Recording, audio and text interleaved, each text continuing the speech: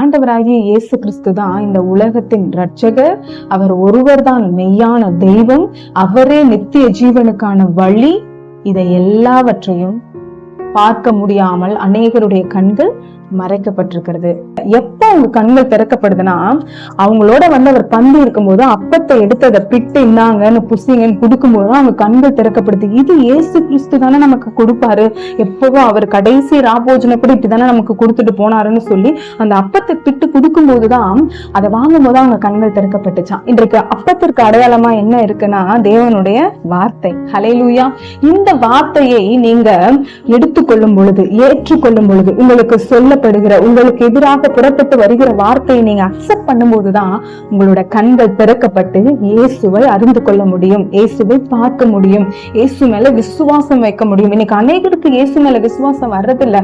காரணம் என்னன்னா, அவர்களுக்கு அப்பம் இல்ல, தேவனுடைய வார்த்தையை நம்ப முடியல, ஏற்றுக்கொள்ள முடியல. அவர் உங்களுக்கு கிருபை தருவார். உங்க வாழ்க்கையை தேடி ஏதாவது ஒரு இடத்துல உங்களை அவர் சந்திப்பார். இவங்க வாழ்க்கையில அவங்க அறியாம அவங்க கூடவே டிராவல் பண்ணாரு.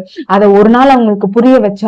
ஒரு நேரம் வந்தது, அவங்களுக்கு புரிய வச்சாரு. உங்க வாழ்க்கையில அவர் வந்துட்டே இருக்காரு உங்க கூட. இதை நீங்க யாருன்னா பாத்துட்டு இருக்கலாம். ஆனா இயேசு கிறிஸ்து உங்களோட டிராவல் பண்ணிட்டு தான் இருக்காரு. நீங்க தான் அவர் அறிஞ்சு கொள்ளல, ஆனா அவர் உங்க கூட வராரு. ஒரு நாள் உங்க கண்கள் திறக்கப்படும். இந்த வார்த்தைகளை கேட்டுக்கொண்டிருக்கிற உங்க வாழ்க்கையில உங்க மனக்கண்கள் திறக்கப்படும். நீங்க இயேசு கிறிஸ்துவை அறிந்து கொள்வீர்கள். ஹல்லேலூயா.